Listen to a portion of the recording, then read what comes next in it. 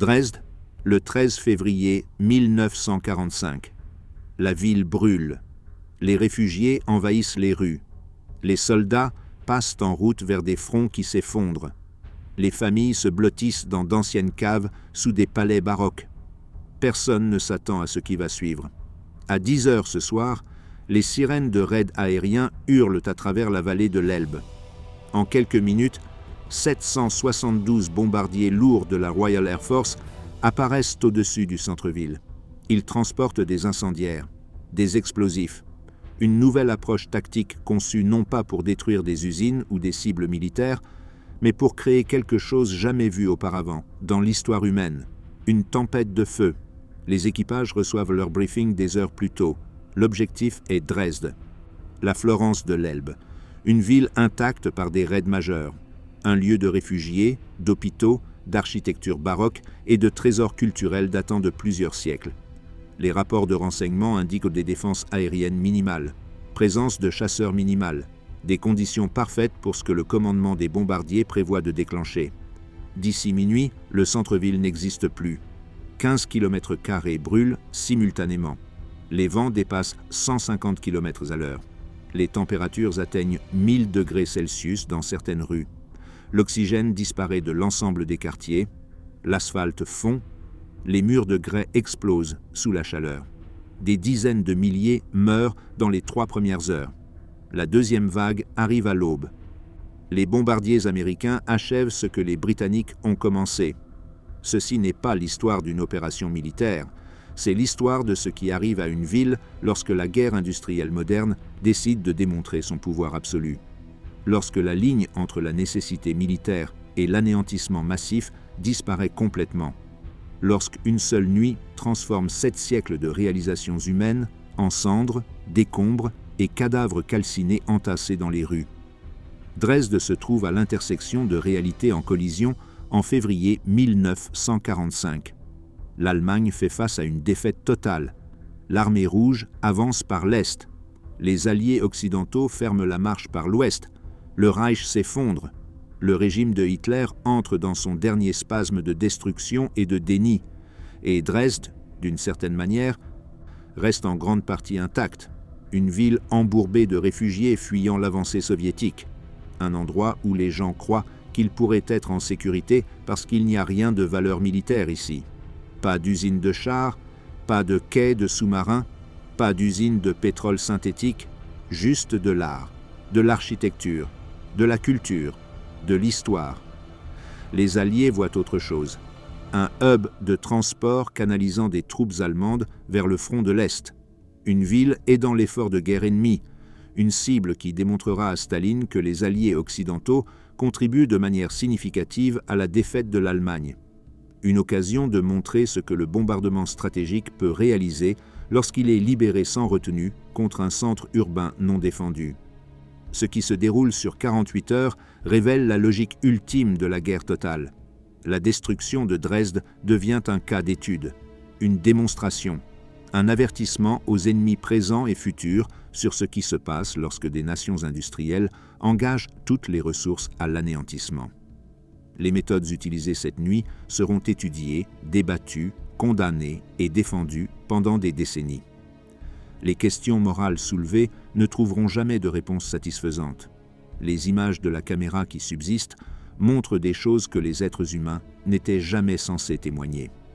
Des cadavres ratatinés à la taille d'enfants par une chaleur si intense qu'elle fait bouillir l'eau des tissus humains. Des survivants avec des poumons brûlés par l'air surchauffé. Des réfugiés qui fuient dans l'Elbe pour échapper aux flammes seulement pour geler à mort dans le froid de février. Des fosses communes qui prennent des semaines à se remplir. Une capitale culturelle de l'Europe centrale réduite à un paysage lunaire de décombres et de cendres en moins de 2 jours. Nécessité stratégique ou crime de guerre, cible militaire ou massacre de civils, réponse justifiée à l'agression allemande ou descente dans la barbarie. Ces questions hantent l'héritage de la campagne de bombardement des Alliés. Dresde cristallise chaque argument, chaque compromis moral, chaque rationalisation qui permet aux nations civilisées d'incinérer des villes pleines de civils et de l'appeler victoire. Les habitants de Dresde ne débattent pas de ces questions le 13e février. Ils courent, ils brûlent, ils suffoquent. Ils meurent par milliers. Ceux qui survivent émergent dans une ville qui n'existe plus. 700 ans d'histoire effacés en 14 heures de bombardements soutenus. Le bijou baroque de la Saxe transformé en le plus grand crématorium d'Allemagne. Un survivant écrit plus tard « L'enfer est venu sur terre cette nuit-là, et nous avons appris que les êtres humains peuvent créer des tourments pires que ceux que n'importe quel diable aurait jamais imaginés. » Que se passe-t-il lorsque la machine de la guerre moderne concentre toute son attention sur la destruction d'une seule ville? Que reste-t-il lorsque les bombes cessent de tomber et que les feux s'éteignent enfin? Que devient un endroit lorsque tout ce qui le rendait reconnaissable disparaît en une seule nuit? Les séquences non censurées de Dresde fournissent des réponses que personne ne veut voir. La Florence de l'Elbe, Dresden avant la destruction. Dresde existe depuis 7 siècles avant la nuit qui l'efface. La ville s'élève le long de la rivière Elbe, en Saxe, construite par Auguste le Fort au XVIIIe siècle comme une vitrine du faste baroque. La cathédrale Frauenkirch domine la ligne d'horizon avec son immense dôme de pierre. Le palais Zwinger abrite des collections d'art rivalisant avec tout ce qu'on trouve en Europe. L'Opéra Semper accueille des premières mondiales. Des ponts élégants traversent la rivière, des avenues bordées d'arbres relient des quartiers d'architecture ornés et de jardins soigneusement planifiés. Les peintres l'appellent la Florence de l'Elbe. Les touristes arrivent par milliers chaque année pour s'émerveiller de ce que des siècles de richesse et de culture produisent. Au début de 1945, tout cela reste physiquement intact.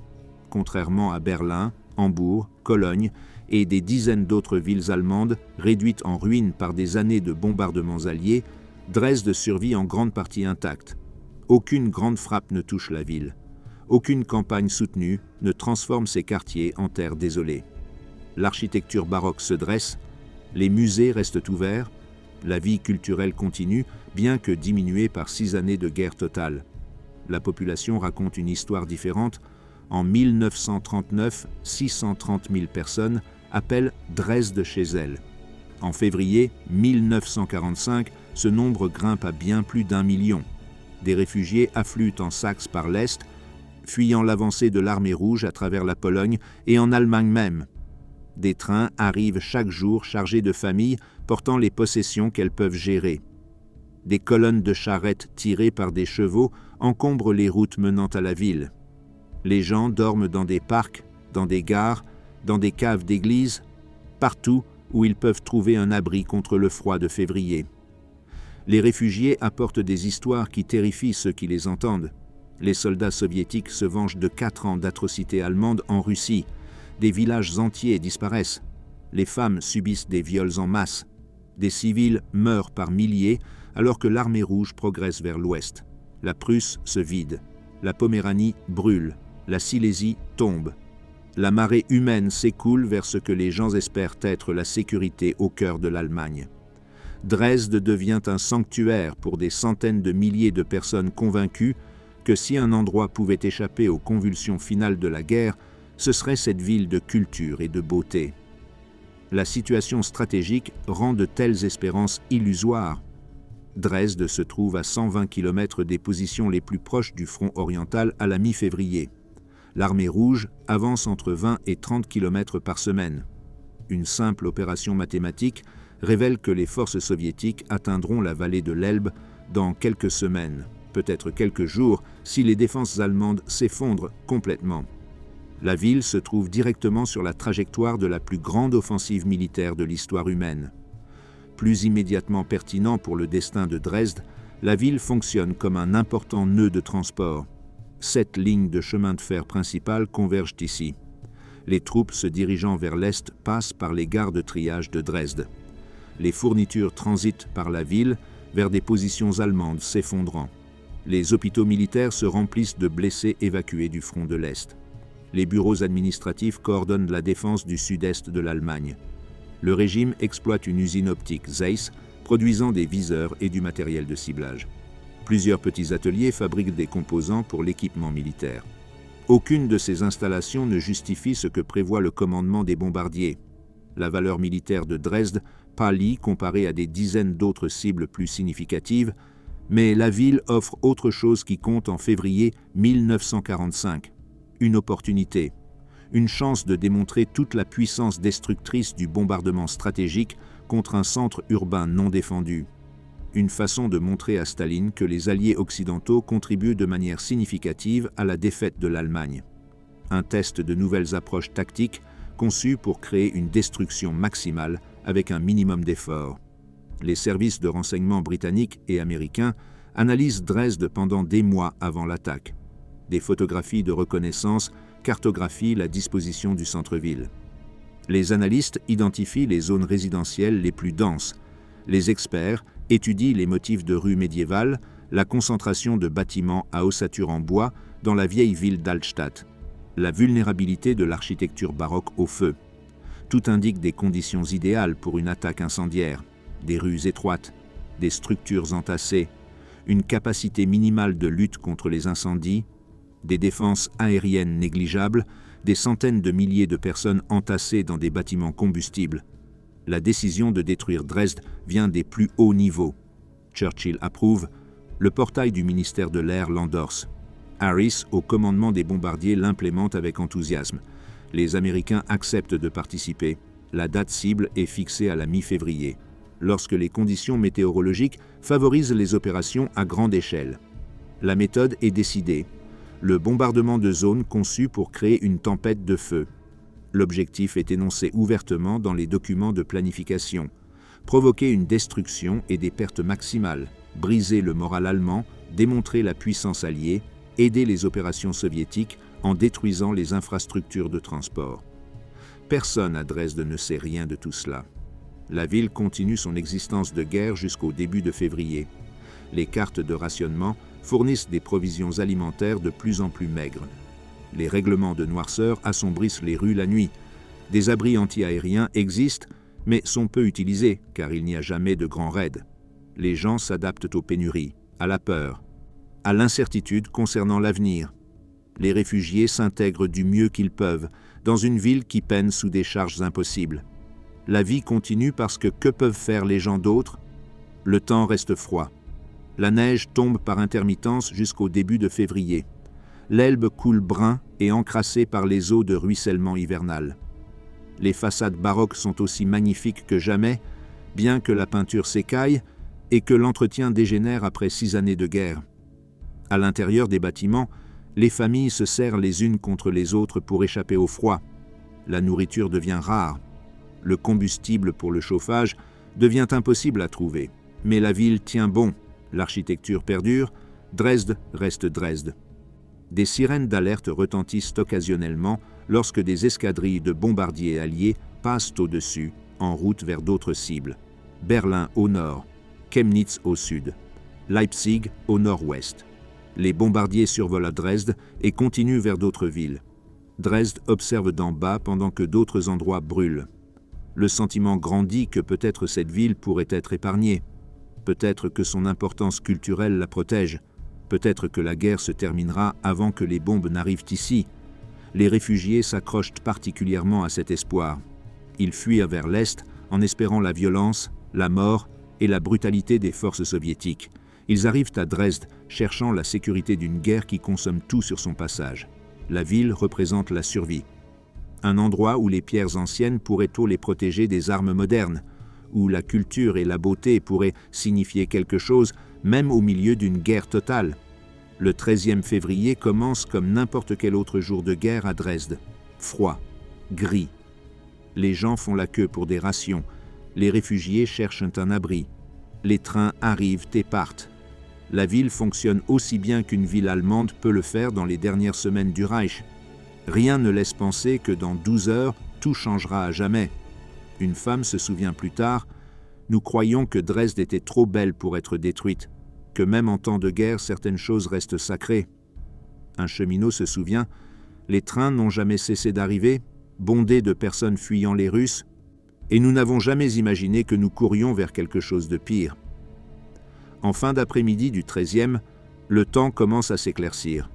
La couverture nuageuse qui recouvre l'Europe centrale pendant des jours commence à se dissiper. La visibilité s'améliore. Les météorologues du Bomber Command en Angleterre notent les conditions favorables. L'opération reçoit l'approbation finale.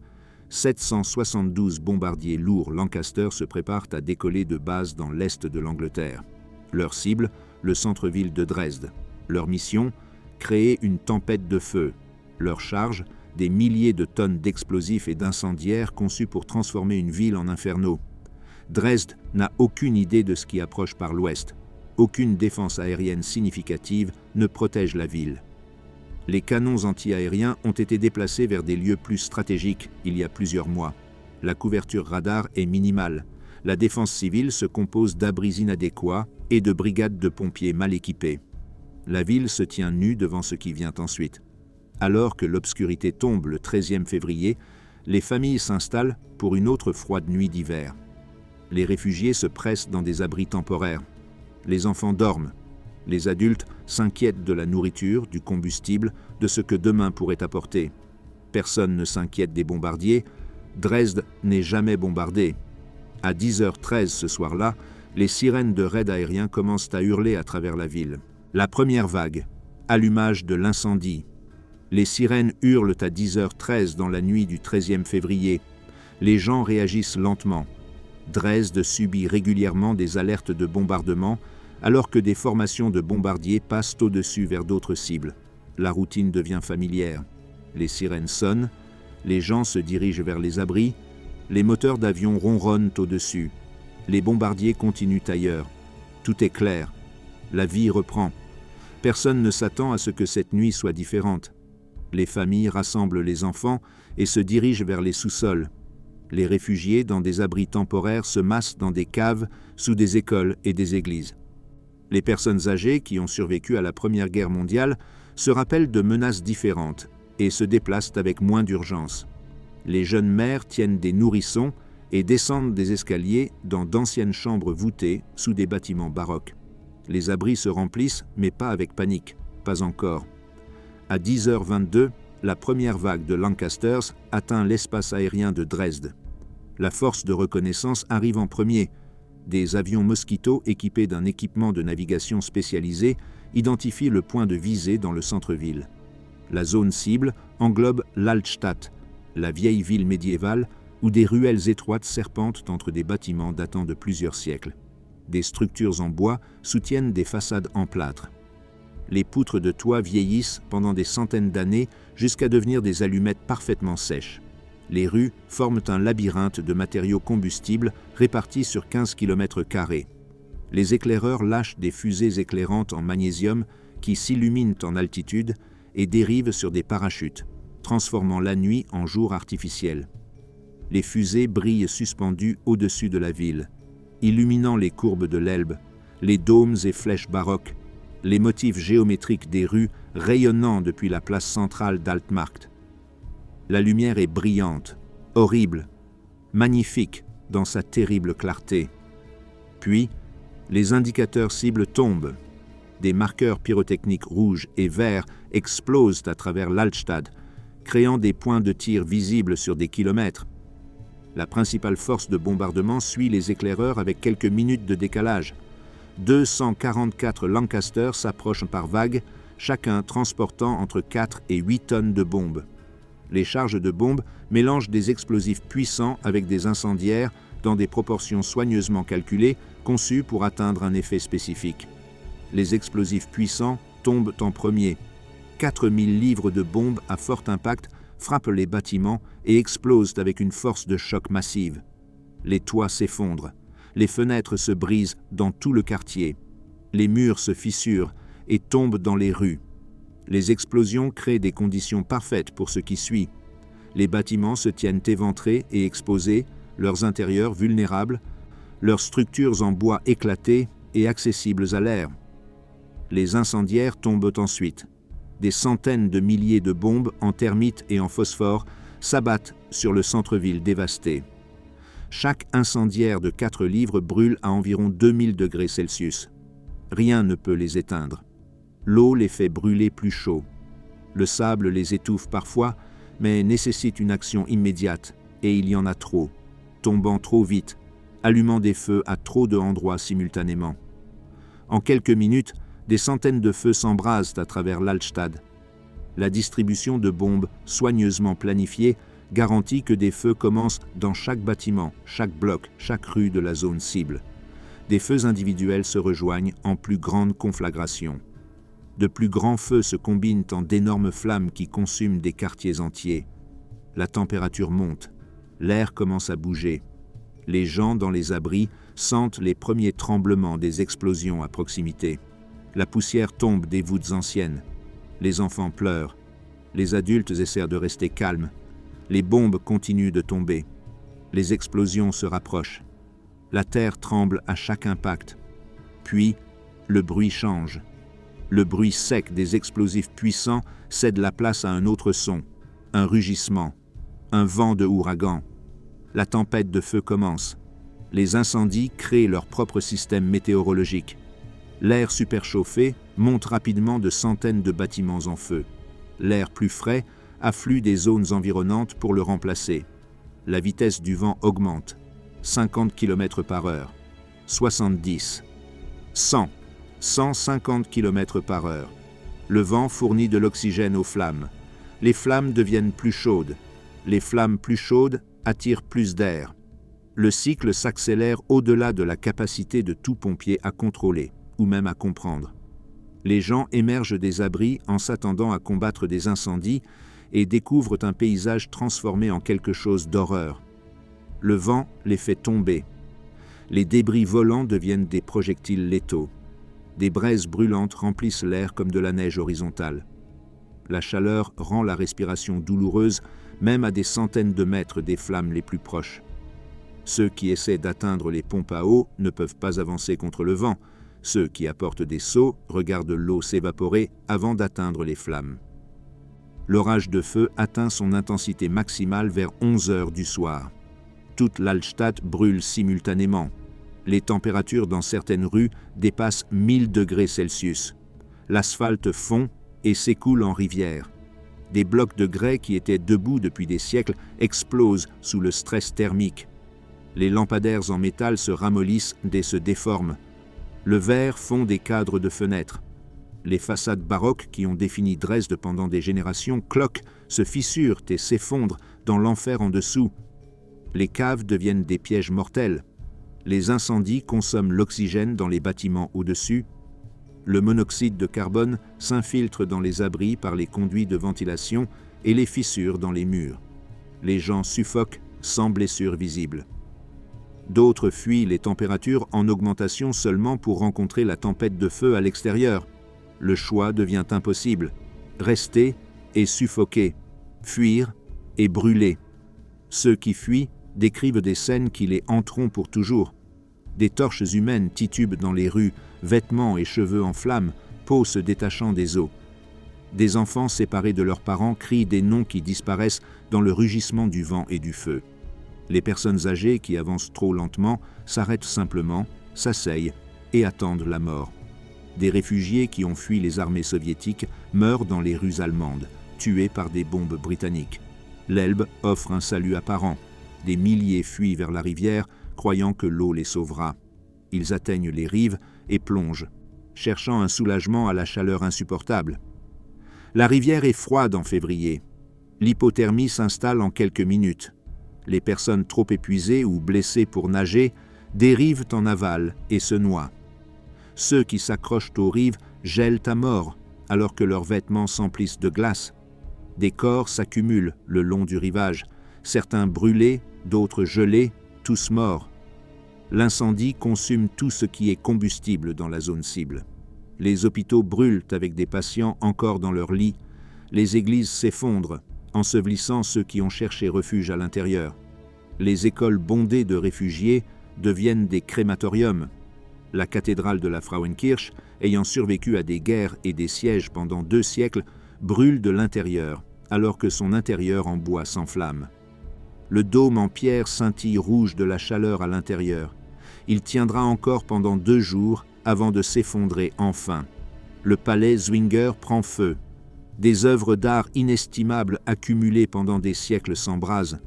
L'Opéra Saint-Père brûle, le palais japonais brûle, le château royal brûle.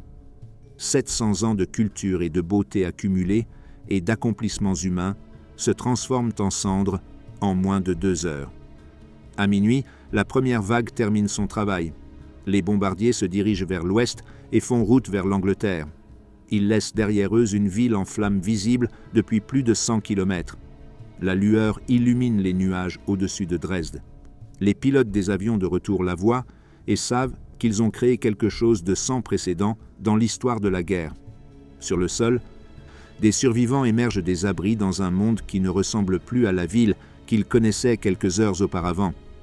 Des rues familières disparaissent sous les décombres. Les monuments s'évanouissent. L'obscurité se remplit de cris, d'appels à l'aide, du rugissement des flammes, du fracas des bâtiments s'effondrant. L'odeur de chair brûlée se mêle à la fumée et aux vapeurs chimiques des matériaux fondus qui n'étaient jamais destinés à brûler. Les efforts de secours commencent immédiatement et s'avèrent vains. Les pompiers des villes environnantes se précipitent vers Dresde et ne peuvent pas pénétrer la chaleur. Les conduites d'eau se brisent à cause des explosions et du stress thermique. Les pompes ne trouvent aucune pression. Les rues se remplissent de décombres trop profonds pour passer. Les blessés dépassent le personnel médical disponible par des centaines à un. Les morts se comptent déjà par dizaines de milliers. 3 heures passent. Les survivants essaient de comprendre ce qui s'est passé. Beaucoup croient que le pire est derrière eux. Les bombardiers sont venus. La ville brûle. Sûrement, rien de plus ne peut arriver ce soir. Ils commencent à essayer de sauver ce qui reste, de retrouver des membres de la famille, de tirer des blessés des décombres, de combattre des incendies qui semblent diminuer alors qu'ils consomment tout ce qui est brûlable. À 1h30 du matin, le 14 février, les sirènes d'alerte aérienne retentissent à nouveau. La deuxième vague approche. 529 bombardiers Lancaster transportent de nouvelles charges de haut explosifs et d'incendiaires. Leur cible reste la même. Le centre-ville, les zones déjà en feu, la mission est d'assurer une destruction complète, tuer les secouristes, terminer ce que la première vague a commencé. Un survivant témoigne plus tard « Nous pensions que l'enfer était venu et reparti, mais l'enfer est revenu à l'aube et nous avons appris que la cruauté humaine n'a pas de fond, pas de limite, pas de fin. » Un pompier se souvient « J'ai vu ma ville mourir 2 fois en une nuit et j'ai compris alors que nous avions libéré quelque chose que nous ne pouvions jamais contrôler, jamais arrêter, jamais reprendre. » La deuxième vague trouve une ville en flammes déjà dévastée au-delà de toute reconnaissance. Il la bombarde quand même. La deuxième vague est l'aube. Annihilation complète. Les sirènes hurlent à nouveau à 1h30 du matin. Les survivants ne peuvent pas croire ce qu'ils entendent. Une autre attaque. Impossible. La ville est déjà en train de brûler. Que peuvent encore accomplir les bombardiers contre un paysage déjà transformé en enfer? Mais le bruit devient indéniable. Les moteurs d'avion ronronnent au-dessus, des centaines d'entre eux. Le cauchemar n'est pas terminé. 529 Lancaster approchent de Dresde dans l'obscurité du matin du 14 février. Le centre-ville brûle encore de la première attaque 3 heures plus tôt. La tempête de feu diminue, mais continue de consumer tout ce qui est combustible dans l'Altstadt. Les flammes jaillissent d'un bâtiment à l'autre à travers des rues désormais obstruées par des débris et des cadavres. La colonne thermique d'air chaud reste visible sur les instruments des équipages de bombardiers à des dizaines de kilomètres. La deuxième vague porte des ordres de bombarder la même zone cible que la première attaque. Le point de visée reste le centre-ville. Les charges consistent dans le même mélange d'explosifs puissants et d'incendiaires. L'objectif tactique est clairement énoncé dans les briefings d'équipage. Assurer une destruction complète, ne rien laisser debout. Tuer quiconque ayant survécu à la première attaque. Empêcher toute opération de récupération ou de sauvetage. Les éclaireurs lâchent de nouveaux indicateurs de cible à 1h40. Les marqueurs tombent sur des rues déjà en feu, ajoutant une nouvelle brillance pyrotechnique aux flammes qui n'ont pas besoin d'une illumination supplémentaire. La force principale suit dans les minutes qui suivent. Le bombardement commence à 1h50 et se poursuit pendant 23 minutes de bombardement soutenu. Les explosifs puissants tombent en premier, comme auparavant. Mais cette fois, ils frappent une ville déjà dévastée et affaiblie. Les bâtiments endommagés lors de la première attaque s'effondrent complètement. Les structures qui ont survécu avec des murs intacts se désintègrent sous de nouvelles explosions concussives. Les abris qui protégeaient les gens 3 heures plus tôt se fendent, alors que des bombes de 1000 livres pénètrent dans des sous-sols affaiblis. Les espaces souterrains qui offraient un sanctuaire deviennent des fosses communes, alors que les voûtes des plafonds s'effondrent et enterrent des centaines de personnes vivantes. Les incendiaires tombent sur des ruines encore fumantes de la première vague. De nouveaux feux s'allument dans des zones qui n'ont pas été complètement consumées. Des bâtiments à la périphérie de la zone de tempête de feu qui ont échappé au pire du premier attaque brûlent maintenant. Le feu se propage vers l'extérieur du centre-ville, dans des quartiers résidentiels auparavant intacts. La zone de destruction s'étend de 15 km² à plus de 20. Les personnes qui ont fui leurs abris après la première attaque pour chercher leur famille ou combattre les incendies meurent maintenant dans les rues. Les bombes tombent au hasard sur l'ensemble de la zone cible. Un homme tirant des blessés des décombres disparaît dans une explosion. Une femme cherchant ses enfants brûle lorsque des incendiaires enflamment le bâtiment qu'elle pénètre. Les pompiers des villes voisines qui se sont précipités pour aider Dresde meurent aux côtés de ceux qu'ils sont venus sauver. Le parc Grossergarten, à la périphérie et de la ville, se remplit de réfugiés qui s'y sont rendus en quête de sécurité sur un terrain dégagé, loin des bâtiments en flammes. Des milliers de personnes se pressent dans le parc, des familles se regroupent, des blessés gisent sur le sol gelé, des parents tiennent leurs enfants. Tout le monde croit que les arbres et l'espace ouvert les protégeront des incendies qui ravagent le centre-ville à 2 km. Les bombardiers les trouvent quand même. Des explosifs puissants creusent le parc, des incendiaires enflamment les arbres. Les réfugiés se dispersent dans la panique, courant dans toutes les directions, cherchant un abri qui n'existe pas. Des corps jonchent les chemins entre les arbres brisés. Les cratères se remplissent de morts et de blessés. Le parc se transforme de sanctuaire en terrain de meurtre en quelques minutes. Les rives de l'Elbe n'offrent également aucune sécurité. Des centaines de personnes qui ont survécu à la première attaque en atteignant l'eau y restent, trop épuisées ou blessées pour bouger. La deuxième vague largue des bombes le long des deux rives, des explosions déchirent des foules de survivants blottis sur les rives boueuses. Des corps déjà gelés après des heures dans le froid de février sont réduits en morceaux ou ensevelis sous des débris projetés par des bâtiments voisins. La gare principale brûle à nouveau. La première attaque a endommagé, mais n'a pas détruit la massive structure. La deuxième vague finit le travail. Le toit en acier et en verre s'effondre sur des quais bondés de réfugiés qui s'y sont abrités. Des trains hôpitaux remplis de blessés brûlent sur les voies de garage. Des locomotives explosent alors que les chaudières se rompent à cause de la chaleur et des dégâts dus aux explosions. Les triages deviennent des paysages de métal tordu et de voitures de chemin de fer en feu. À 2h30 du matin, la deuxième vague achève sa mission et fait demi-tour vers la maison. Les bombardiers laissent derrière eux une ville brûlant encore plus intensément qu'auparavant. La tempête de feu se réenflamme avec un nouveau combustible et s'étend dans des zones auparavant intactes.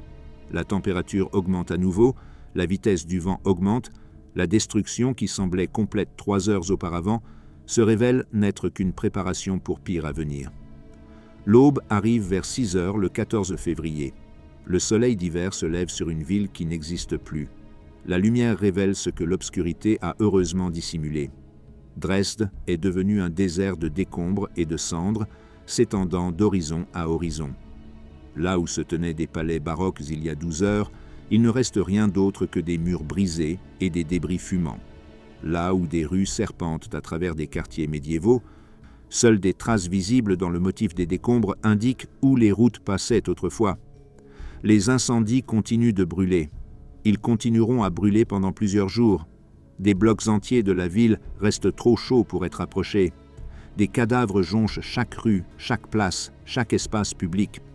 Certains corps sont intacts, tués par concussion ou suffocation. D'autres sont carbonisés au-delà de toute reconnaissance. Beaucoup sont ratatinés à la moitié de leur taille normale ou moins, l'eau ayant été bouillie hors de leur tissu par des températures qui ont dépassé la chaleur d'un crématorium.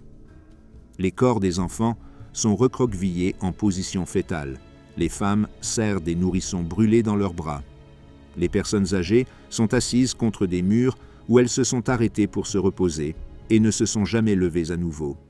Les survivants qui émergent à la lumière du jour luttent pour s'orienter dans un paysage urbain transformé au-delà de toute reconnaissance. Des points de repère familiers ont disparu. Les flèches des églises qui guidaient la navigation pendant des siècles n'existent plus. Le plan de la rue disparaît sous des mètres de décombres. Les gens errent sous le choc à la recherche de maisons qui ont tout simplement disparu, de membres de la famille qui ne seront jamais retrouvés, d'un vestige reconnaissable du monde qui existait hier. Mais la destruction n'est pas terminée.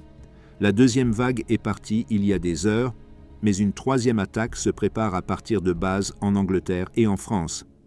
Des bombardiers américains, des forteresses volantes et des libérateurs, plus de 300 d'entre eux. Leur objectif, les triages ferroviaires et tout ce qui reste debout dans le centre-ville de Dresde. Les bombardiers américains arrivent peu après midi le 14 février. Les équipages s'attendent à trouver une ville. Ils trouvent une terre brûlante. La fumée monte à des milliers de mètres dans les airs, obscurcissant la navigation visuelle. Les mirettes Norden s'avèrent inutiles dans la brume. Les bombardiers relâchent leurs charges en fonction des positions estimées, des retours radars et de suppositions. Les bombes tombent sur les districts est et sud de Dresde. Les zones résidentielles qui ont échappé aux attaques nocturnes brûlent maintenant.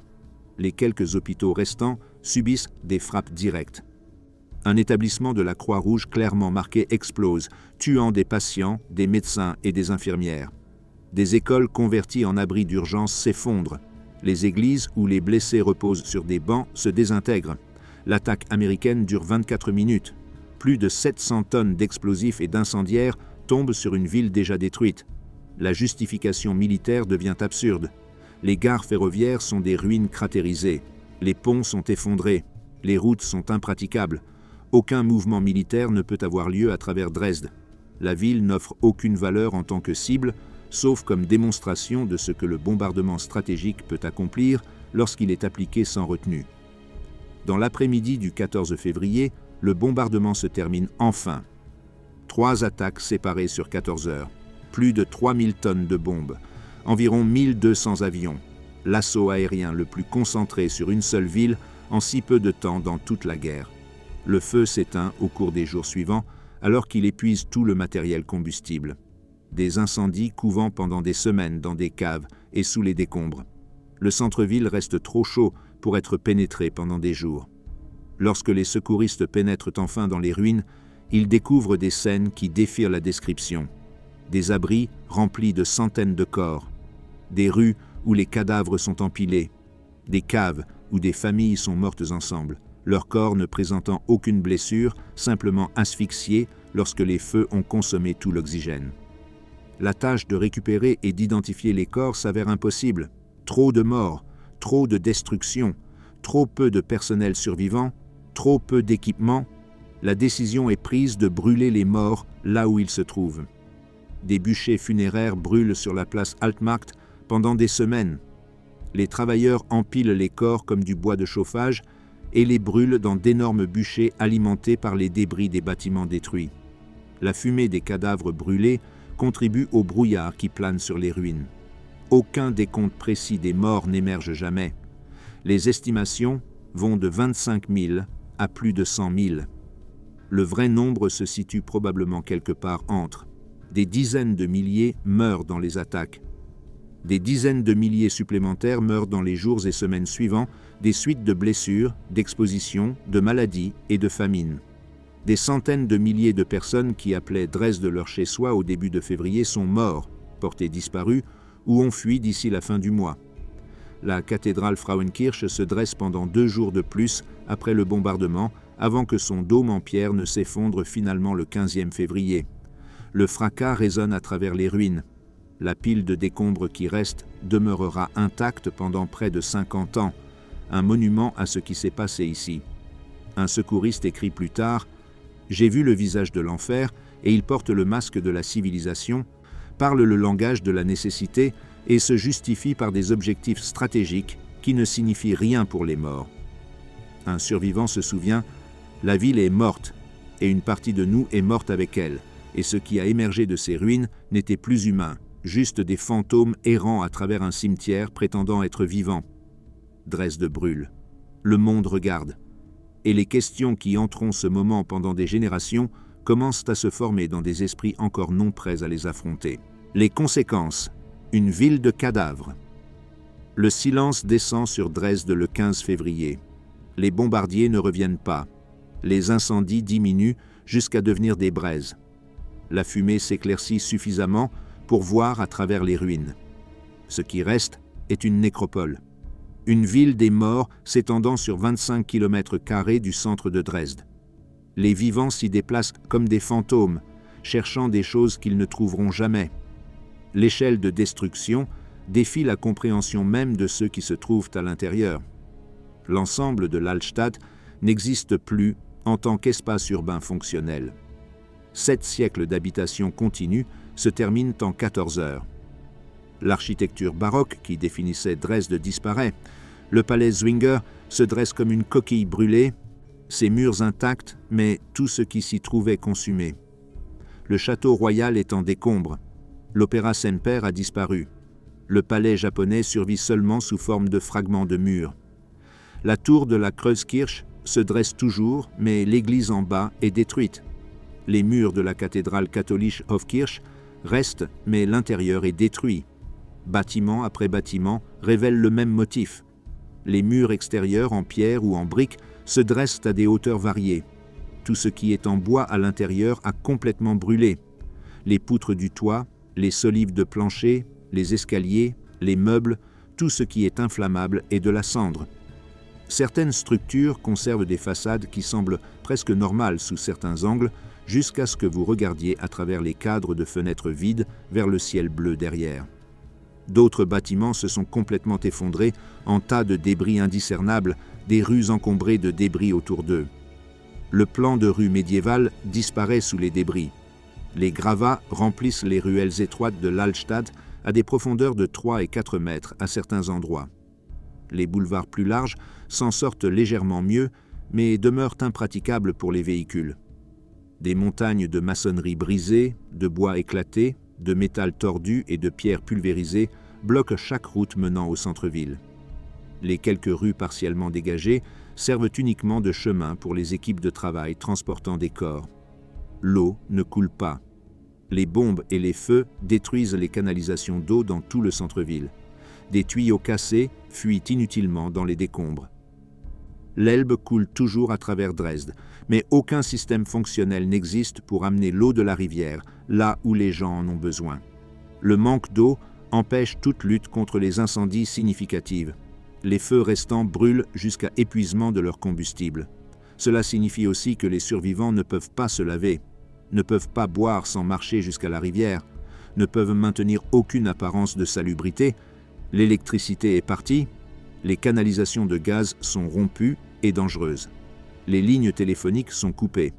L'infrastructure de la ville, qui rend la vie urbaine moderne possible, ne fonctionne plus. Dresde, à la mi-février 1945, revient à des conditions médiévales. Pas de lumière après la nuit, sauf celle des feux. Pas de chaleur, sauf celle des débris brûlants. Pas de communication, sauf en face à face. Pas de transport, sauf à pied. Les autorités nazies à Dresde peinent à maintenir l'ordre et commencent les opérations de récupération. Le Gauleiter Martin Mutschmann survit au bombardement dans un bunker à l'extérieur du centre-ville. Il donne des ordres pour commencer à dégager les rues et à récupérer les corps. Mais les ressources pour mettre en œuvre ces ordres existent à peine. La plupart des travailleurs municipaux sont morts, ont fui ou sont trop traumatisés pour fonctionner. L'équipement brûle lors des attaques. Les véhicules n'ont pas de carburant. L'appareil administratif s'effondre. La tâche de récupération des corps commence dans les heures suivant la chute des dernières bombes et se poursuit pendant des semaines. Des équipes de travail, composées en grande partie de prisonniers de guerre pressés, de membres de la jeunesse hitlérienne et de personnel de la défense civile survivants, avancent systématiquement à travers les ruines. Ils portent des brancards, ils apportent des chariots, ils portent des morceaux de tissu sur le visage contre la puanteur. L'odeur de la mort plane sur Dresde comme un brouillard. Les corps apparaissent partout. Dans les rues où des personnes sont mortes en fuyant l'incendie. Dans des caves où des familles entières se sont étouffées ensemble. Dans le parc Grosser Garten où les réfugiés pensaient être en sécurité. Le long des rives de l'Elbe, où des centaines ont gelé ou se sont noyés, dans la gare sous le toit effondré, dans des ruines d'hôpital, dans des sous-sols d'églises, dans des abris scolaires, partout. L'état des corps varie de intact à méconnaissable. Certaines victimes ne montrent aucune blessure externe, tuées par intoxication au monoxyde de carbone ou par privation d'oxygène lorsque la tempête de feu a consommé l'air. Ces corps ont l'air presque paisibles, comme si les morts s'étaient simplement endormis. D'autres cadavres présentent des brûlures horribles, la peau carbonisée noire, les membres contractés en position de boxeur par une chaleur qui rétrécit les muscles et les tendons. De nombreux corps sont desséchés à une fraction de taille normale, la chaleur intense faisant bouillir l'eau et la graisse, réduisant les adultes aux dimensions d'enfants. L'identification est impossible pour la plupart des victimes. La chaleur détruit les documents, les vêtements, tous les effets personnels qui pourraient identifier des individus. Des familles entières meurent ensemble, mais les corps de chaque famille ne peuvent pas être déterminés. Les morts s'accumulent plus vite qu'ils ne peuvent être traités. Des équipes de travail empilent des cadavres sur la place Altmarkt et d'autres espaces ouverts. Les piles augmentent jusqu'à des centaines, puis des milliers. La décision est prise de incinérer les morts dans des bûchers funéraires de masse. Aucune autre option n'existe. Le nombre de morts dépasse la capacité des cimetières de Dresde d'un ordre de grandeur. Aucune dépouille n'existe. Aucune tombe ne peut être creusée dans le sol gelé de février assez rapidement. Les maladies menacent si les corps restent non enterrés. Les bûchers deviennent nécessaires. Les travailleurs construisent des plateformes à partir de débris. Ils empilent les corps avec soin au début, essayant de préserver un peu de dignité, un peu de respect pour les morts. Mais les chiffres submergeant de tels efforts. Bientôt, les cadavres s'amoncellent sur les bûchers en tas, du bois imbibé de carburant en dessous, plus de débris au-dessus, les feux brûlent en continu, la fumée de la chair humaine brûlée ajoute une autre couche au voile qui plane sur la ville. Les bûchers brûlent pendant 3 semaines. Les estimations suggèrent que 30 à 40 000 corps brûlent de cette manière dans l'Altmarkt seulement. D'autres bûchers fonctionnent ailleurs dans la ville. Les cendres et les fragments d'os sont enterrés dans des fosses communes. La plupart des victimes de la tempête de feu de Dresde n'ont pas de tombe individuelle, pas de marqueurs, pas de moyens pour les générations futures de savoir qui elles étaient ou où elles reposent. Les survivants tentent de retrouver des membres de leur famille disparus et trouvent la tâche désespérée. Une femme cherche ses 3 enfants qui étaient dans un abri différent. Elle trouve l'abri effondré, rempli de corps brûlés au-delà de toute reconnaissance. Ces enfants font-ils partie des morts? Elle ne le saura jamais. Un homme cherche ses parents âgés qui ont refusé de quitter leur appartement. L'immeuble n'existe plus. Sont-ils morts là-bas? Ont-ils fui? Ont-ils survécu? Aucune réponse n'arrive. Les hôpitaux qui restent fonctionnels débordent de blessés. Brûlures, blessures par écrasement, dommages respiratoires dus à l'inhalation d'air surchauffé, traumatisme psychologique au-delà de ce que le personnel médical sait traiter. Les médecins et les infirmières travaillent avec presque aucun matériel, aucune installation adéquate, aucun espoir d'évacuer les cas les plus graves. Les gens meurent dans les couloirs en attendant un traitement. D'autres meurent pendant le traitement à cause d'infections, de chocs ou simplement en abandonnant. Les réfugiés qui ont fui vers Dresde pour chercher un refuge contre l'armée rouge fuient à nouveau, cette fois des ruines de la ville qui promettaient un sanctuaire.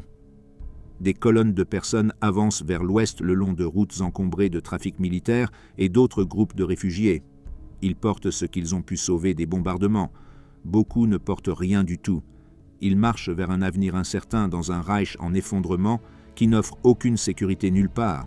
La situation militaire rend la destruction de Dresde stratégiquement sans signification. L'armée rouge continue d'avancer. Les Américains poussent depuis l'ouest. L'Allemagne fait face à une défaite inévitable dans quelques semaines. Le réseau de transport à travers Dresde est détruit, mais les Allemands n'ont plus de troupes à transporter de toute façon. La capacité industrielle est partie, mais la production de guerre de l'Allemagne s'est déjà effondrée. La destruction de Dresde n'accomplit rien qui importe à l'issue de la guerre. Mais cela accomplit autre chose. Cela démontre le pouvoir destructeur absolu du bombardement stratégique lorsqu'il est appliqué sans retenue contre les centres urbains. Cela montre ce qui se passe lorsque la distinction entre cibles militaires et population civile disparaît complètement. Cela révèle le point final logique de la guerre totale. Le bombardement incendié de Dresde devient une étude de cas, un avertissement, un aperçu de ce que les armes nucléaires rendront possible quelques mois plus tard à Hiroshima et Nagasaki. Le ministère de la propagande nazie tente d'exploiter la destruction de Dresde. Goebbels ordonne des actualités montrant les ruines, les cadavres, la dévastation. Il gonfle les chiffres des victimes, affirmant des centaines de milliers de morts, voire 500 000. Il parle d'une attaque terroriste, d'un crime de guerre, d'une atrocité contre une ville culturelle sans défense. La propagande sonne creux venant du régime qui a bombardé Varsovie, Rotterdam, Londres et Coventry. Mais les images de Dresde s'avèrent difficiles à défendre pour les Alliés, quelle qu'en soit la source. Les autorités alliées ne font initialement aucun commentaire public sur le raid de Dresde. Les communiqués militaires signalent des opérations réussies contre des cibles de transport dans l'est de l'Allemagne. Les pertes civiles ne sont pas mentionnées. La destruction culturelle n'est pas reconnue. La tempête de feu est décrite comme un effet secondaire malheureux, mais nécessaire de l'attaque d'objectifs militaires. Les justifications ne satisfont personne qui voit les photographies ou entend les témoignages des survivants. La ville se transforme en symbole. Pour les Allemands, Dresde représente la brutalité des Alliés et la volonté des vainqueurs de détruire la culture allemande et de tuer des civils allemands sans justification militaire. Pour les Alliés, cela devient un rappel inconfortable que la clarté morale de la lutte contre le fascisme n'excuse pas chaque action entreprise dans ce combat. Pour les générations futures, Dresde rejoint Guernica et Hiroshima comme des noms qui portent un poids au-delà de leur spécificité géographique et historique. La vie continue dans les ruines parce qu'elle doit. Les survivants créent des abris dans des bâtiments endommagés. Ils fouillent pour trouver de la nourriture, du fuel et tout ce qui peut être utile dans les débris. Ils établissent des arrangements de vie primitifs dans des caves et des structures partiellement intactes. Ils commencent la tâche impossible de reconstruire des vies dans un paysage qui ressemble davantage à la surface de la Lune qu'à une ville humaine. Un survivant témoigne plus tard. Nous sommes devenus des animaux pendant ces jours après le bombardement, nous battant pour des miettes, dormant dans des trous, oubliant ce que cela signifiait d'être des gens civilisés, menant des vies civilisées. Un médecin travaillant dans les ruines écrit « J'ai soigné des blessures dont je n'avais pas de nom, causées par des armes conçues par des êtres humains contre d'autres êtres humains. Et j'ai perdu toute foi que notre espèce mérite de survivre à ce que nous nous infligeons. » L'armée rouge atteint Dresde le 8 mai 1945.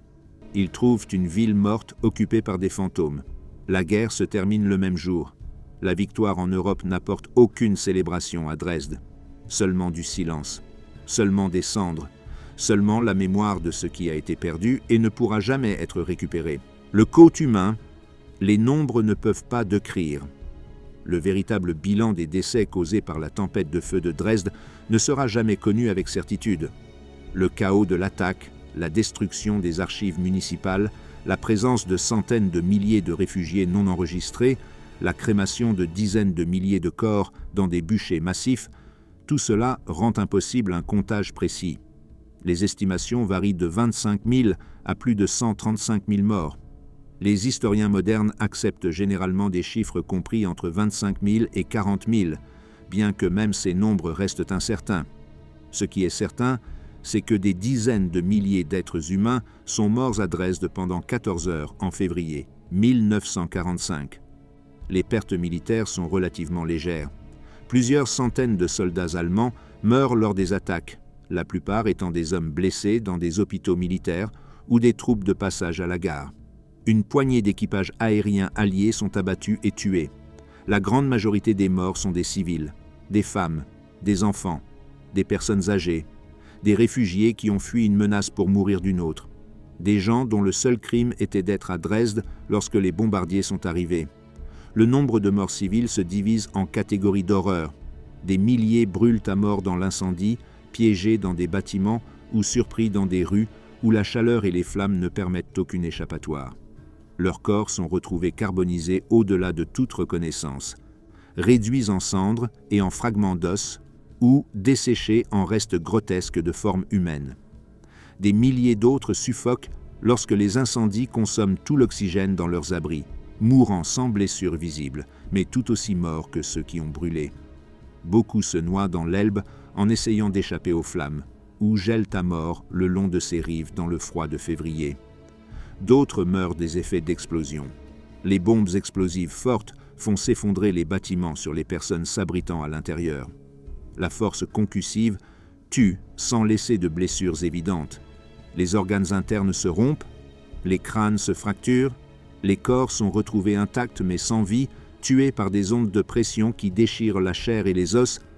Les débris volants deviennent des shrapnels qui décapitent, démembrent et éviscèrent les victimes prises à découvert. Les blessés sont largement plus nombreux que les morts. Les estimations suggèrent qu'au moins 100 000 personnes souffrent de blessures allant de légères à fatales. Les brûlures touchent la majorité des victimes. Les brûlures au premier degré affectent des milliers de personnes qui s'en sortent avec des blessures douloureuses mais survivables. Les brûlures au deuxième et au troisième degré touchent des dizaines de milliers de personnes supplémentaires. Beaucoup de ces victimes meurent dans les jours et les semaines suivant l'attaque de suite d'infections, de chocs ou d'une défaillance systémique, alors que les tissus brûlés submergent la capacité de leurs corps à guérir. Les blessures respiratoires tuent des centaines après coup. L'inhalation d'air surchauffé brûle les poumons et les voies respiratoires. Les victimes survivent à l'attaque initiale pour mourir lentement, alors que les tissus endommagés ne fournissent pas d'oxygène. D'autres inhalent des fumées toxiques provenant de produits chimiques, de plastique et de matériaux qui n'étaient jamais destinés à brûler. Leurs poumons se remplissent de liquide. Ils se noient intérieurement des jours après la fin du bombardement. Les blessures écrasantes affectent des milliers de personnes piégées sous des bâtiments effondrés, os cassés, saignements internes, membres amputés. Beaucoup restent ensevelis pendant des heures ou des jours avant d'être secourus. D'autres ne sont jamais retrouvés vivants. Ceux qui sont extraits des décombres meurent souvent malgré les efforts de sauvetage en raison du choc, de la perte de sang ou d'infections causées par des blessures contaminées. Les pertes psychologiques ne peuvent pas être quantifiées, mais affectent tous ceux qui survivent. Choc des obus, traumatisme, effondrement des facultés mentales sous un stress au-delà de la tolérance humaine. Les survivants errent dans les ruines dans des états catatoniques, incapables de traiter ce qu'ils ont vécu. Les enfants cessent de parler. Les adultes perdent le contact avec la réalité. Les blessures mentales infligées par la tempête de feu persisteront pendant des décennies chez ceux qui y ont survécu. La population de réfugiés souffre de manière disproportionnée. Les chiffres exacts restent inconnus car aucun décompte précis n'existait même avant le bombardement. Les estimations suggèrent 200 000 à 500 000 réfugiés s'entassent à Dresde au début de février. Beaucoup de ces personnes n'ont d'abri que des logements temporaires dans des écoles, des églises et des bâtiments publics. Lorsque les bombes tombent, elles meurent en grands groupes, des communautés entières anéanties dans des abris uniques. Parmi les morts se trouvent des milliers d'enfants, des nourrissons dans les bras de leur mère, des bambins tenant la main de leurs parents en fuyant des bâtiments en feu, des enfants d'âge scolaire séparés de leur famille dans le chaos, des adolescents contraints de travailler pour la défense civile qui meurent en essayant d'éteindre des incendies ou de secourir d'autres. Aucun âge n'offre d'immunité face à l'orage de feu. Les jeunes meurent aux côtés des vieux, les innocents aux côtés de tous les autres. Les personnes âgées souffrent de taux de mortalité particulièrement élevés. Beaucoup ne peuvent pas se déplacer suffisamment vite pour échapper aux bâtiments en effondrement ou aux flammes qui avancent. D'autres refusent de quitter les maisons qu'ils occupent depuis des décennies. Ils s'asseyent dans des chaises familières et attendent la mort plutôt que de fuir dans le chaos. Leurs corps sont retrouvés dans des appartements, dans des refuges, dans des rues où ils se sont effondrés par épuisement ou désespoir. Les femmes représentent un grand pourcentage des victimes. Avec la plupart des hommes en âge militaire au front, la population de Dresde est largement féminine. Les mères meurent en protégeant leurs enfants. Les infirmières meurent en soignant les blessés. Les pompiers meurent en combattant des incendies impossibles. Les enseignants meurent en abritant des élèves. La tempête de feu ne fait aucune distinction entre les combattants et les non-combattants, car presque tout le monde à Dresde est un non-combattant. La destruction des familles est totale pour des milliers de personnes. Des foyers entiers meurent ensemble dans des abris. Parents et enfants, grands-parents, des familles élargies partageant des caves pour se chauffer et pour une sécurité supposée. Les bombes et le feu les tuent tous en même temps, ne laissant aucun survivant pour pleurer, personne pour se souvenir de leur nom. L'entièreté des lignées familiales se termine en une seule nuit. Le nombre d'orphelins est dans les milliers, des enfants qui survivent mais qui perdent leurs 2 parents, qui émergent des abris pour retrouver leur famille disparue, qui cherchent dans les ruines en appelant des noms auxquels personne ne répond. Ces enfants deviennent des pupilles d'un État submergé et en déroute. Beaucoup finissent dans des camps de réfugiés, d'autres sont accueillis par des parents survivants s'il en reste. Certains disparaissent tout simplement dans le chaos de l'Allemagne d'après-guerre. Les disparus sont même plus nombreux que les morts pendant des semaines. Les familles recherchent désespérément des êtres chers qui pourraient avoir survécu. Elles vérifient les abris. Elles cherchent parmi les blessés. Elles examinent les corps quand c'est possible. La plupart des recherches se terminent sans réponse. Les disparus demeurent portés disparus. Qu'ils soient morts, enfuis ou perdus dans la confusion, leur sort reste inconnu. La destruction des biens atteint presque un total dans le centre-ville. Environ 39 000 bâtiments résidentiels sont détruits ou endommagés au-delà de toute réparation. Plus de 75 000 appartements deviennent inhabitables. Des centaines de milliers de personnes perdent leur maison et tous leurs biens. La richesse matérielle accumulée au fil des vies disparaît en quelques heures.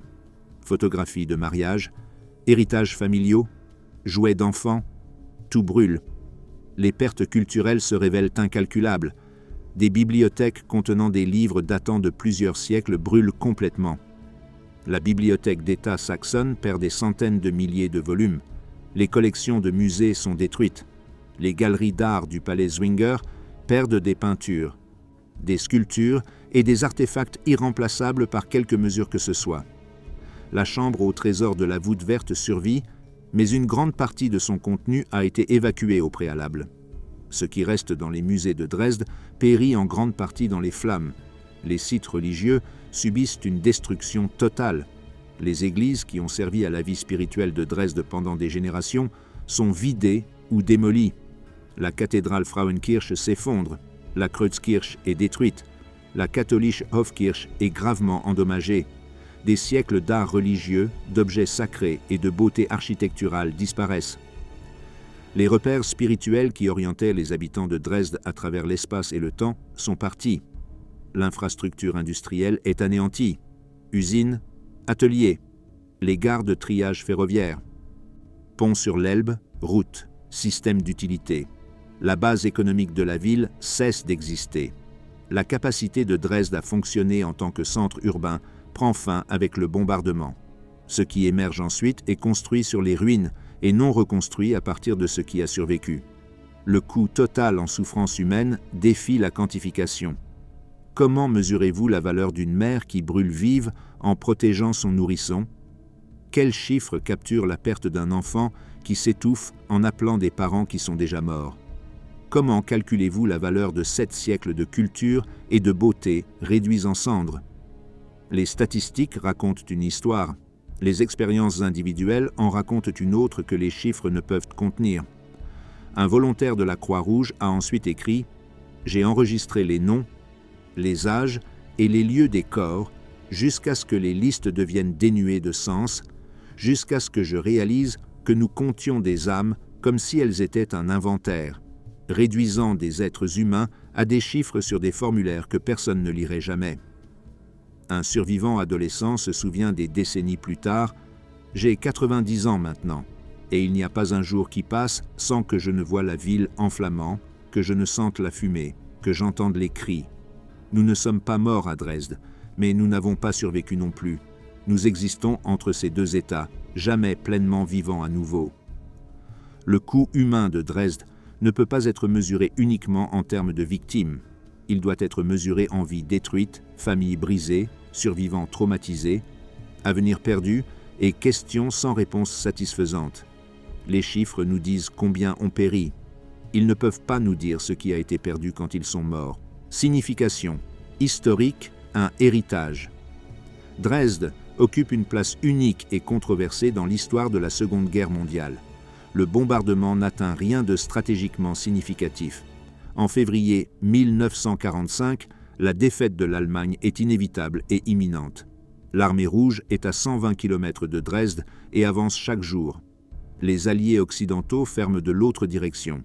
Le Reich dispose de quelques semaines, peut-être quelques jours, avant d'exister. L'infrastructure de transport à travers Dresde importe peu lorsque l'Allemagne n'a plus d'armée fonctionnelle à transporter. La capacité industrielle ne signifie rien lorsque le régime ne peut pas nourrir sa population ou alimenter ses unités militaires restantes. Pourtant, la destruction de Dresde démontre quelque chose de profondément important sur la nature de la guerre moderne. Cela montre ce que les nations industrielles peuvent accomplir lorsqu'elles engagent des ressources totales à l'annihilation. Le bombardement par le feu prouve que les villes peuvent être détruites aussi complètement et efficacement que des armées. Que les populations civiles n'offrent pas plus de protection que les formations militaires lorsque le bombardement stratégique est appliqué sans retenue. Que les armes et les tactiques développées durant 6 années de guerre totale rendent possible une destruction à des échelles auparavant inimaginables. Le raid de Dresde représente l'aboutissement de la doctrine du bombardement stratégique qui a évolué tout au long de la guerre. Les Britanniques commencent par des attaques de précision sur des cibles militaires et industrielles. Les pertes se révèlent insoutenables. La précision s'avère impossible avec la technologie disponible. La doctrine évolue vers le bombardement de zones. Les villes deviennent des cibles. Le moral des civils devient un objectif légitime. La distinction entre combattants et non-combattants s'efface jusqu'à disparaître complètement. Hambourg brûle en 1943. Cologne brûle. Berlin brûle à plusieurs reprises. Des dizaines de villes allemandes vivent ce que Dresden vit, bien que peut-être pas avec une telle intensité en si bref délai. Les Américains s'opposent initialement au bombardement de zones, insistant sur des frappes de jour précises contre des cibles spécifiques. Mais ils adaptent eux aussi leur tactique. En 1945, les bombardiers américains larguent des engins incendiaires sur des villes japonaises dans le but explicite de les réduire en cendres. Le bombardement incendiaire de Tokyo en mars 1945 tue plus de personnes que Dresden. Les bombes atomiques larguées sur Hiroshima et Nagasaki en août représentent le point final logique de cette progression. Dresde devient symbolique précisément parce que cela se produit si tard dans la guerre, contre une cible de valeur militaire limitée, avec un effet si dévastateur. Les questions morales entourant le bombardement stratégique se cristallisent autour de ce seul raid d'une manière qu'elles ne le font pas autour des attaques précédentes sur des cibles militaires plus évidentes. Était-il nécessaire? Était-il justifié? A-t-il abrégé la guerre? A-t-il sauvé des vies alliées en convainquant l'Allemagne de se rendre plus tôt? Ou était-ce simplement une vengeance déguisée en stratégie? Une punition infligée parce que les Alliés possédaient le pouvoir de l'infliger et que l'Allemagne ne pouvait pas riposter?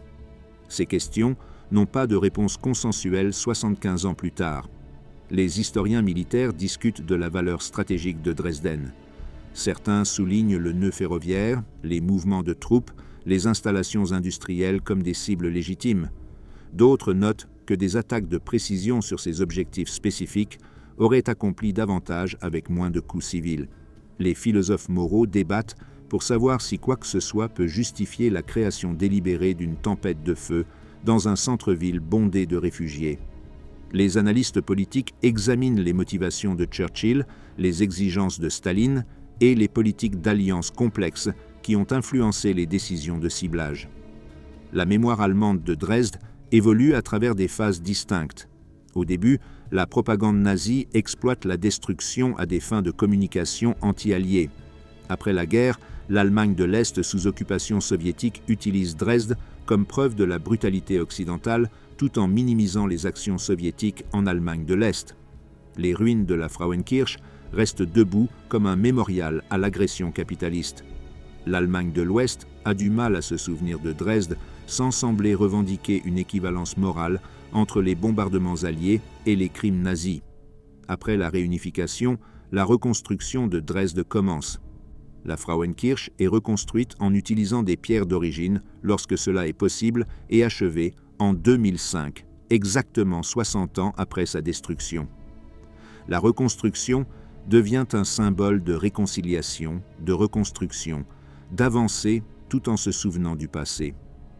La cathédrale restaurée se dresse à la fois comme un mémorial de ce qui a été perdu et un témoignage de ce qui peut être récupéré. La mémoire alliée se révèle tout aussi compliquée. Les anciens combattants britanniques et américains défendent le bombardement de Dresde comme militairement nécessaire et moralement justifié, étant donné le contexte de guerre totale contre l'Allemagne nazie. Ils font référence aux bombardements allemands de Coventry, Rotterdam et Londres.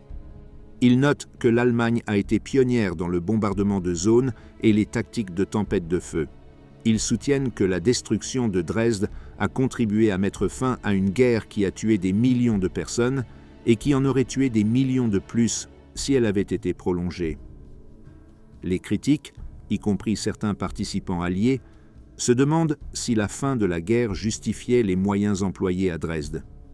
Ils notent le moment si proche de la reddition inévitable de l'Allemagne. Ils remettent en question la nécessité de 3 attaques séparées sur 14 heures. Ils soulignent le nombre disproportionné de victimes civiles par rapport à l'effet militaire. Ils soutiennent que Dresde représente un moment où les Alliés sont tombés à des méthodes indiscernables de celles qu'ils avaient condamnées chez leurs ennemis.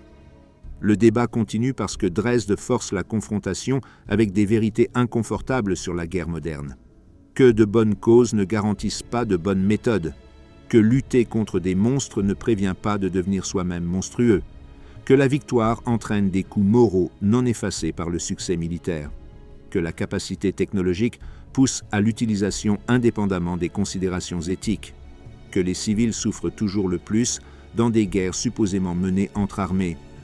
L'héritage de Dresde s'étend au-delà du débat historique dans la mémoire culturelle, la littérature, le cinéma et l'art. Le roman de Kurt Vonnegut, Abattoir 5, présente Dresde à des générations qui pourraient autrement oublier. Les films décrivent le bombardement sous divers angles. Les mémoriaux à Dresde et ailleurs marquent ce qui est arrivé. Des commémorations annuelles ont lieu chaque février le 13e. Des groupes d'extrême droite tentent d'exploiter la mémoire à des fins nationalistes. Des groupes antifascistes contre-manifestent. La politique de la mémoire reste contestée. Quelle leçon Dresde enseigne-t-elle? Que la guerre totale ne reconnaît aucune limite jusqu'à ce que les participants s'en imposent eux-mêmes. Que la technologie permet de détruire plus rapidement que l'éthique n'évolue pour la contraindre. Que distinguer la nécessité militaire de la vengeance devient impossible lorsque la haine et la peur dominent la prise de décision. Que des villes construites au fil des siècles peuvent être effacées en quelques heures. Que les êtres humains, lorsqu'ils ont une motivation et des moyens suffisants, infligeront presque une souffrance illimitée à d'autres êtres humains. Les images non censurées de Dresde préservent un témoignage que les mots ne peuvent pas complètement transmettre. Les images montrent ce que signifie le bombardement stratégique en termes concrets, spécifiques et indéniables. Les tas de corps, les cadavres ratatinés, les décombres sans fin, les visages des survivants. Ces images résistent à la désinfection, à l'abstraction, résistent à la distance confortable qui permet à la guerre de sembler propre, chirurgicale et nécessaire. Comme le réfléchit un historien plus tard, Dresde nous enseigne que la question n'est jamais de savoir si nous pouvons détruire complètement nos ennemis, mais si nous devrions le faire, et si ce faisant, nous détruisons quelque chose d'essentiel en nous-mêmes qui ne peut pas être reconstruit comme une cathédrale. Les ruines de Dresde se dressent comme un avertissement et un rappel. La logique de la guerre mène ici, aux tempêtes de feu, aux fosses communes, aux enfants brûlants, aux villes transformées en cendres. La technologie le rend possible, la peur le rend nécessaire. Et seulement après, lorsque les bombes cessent de tomber et que les feux s'éteignent, nous faisons face à ce que nous avons fait et nous demandons si cela valait le coût que nous avons fait payer aux autres. La réponse reste sans solution. La question reste urgente. Et les images de Dresde refusent de nous faire oublier ce qui arrive lorsque la frontière entre l'action militaire et l'annihilation massive disparaît complètement.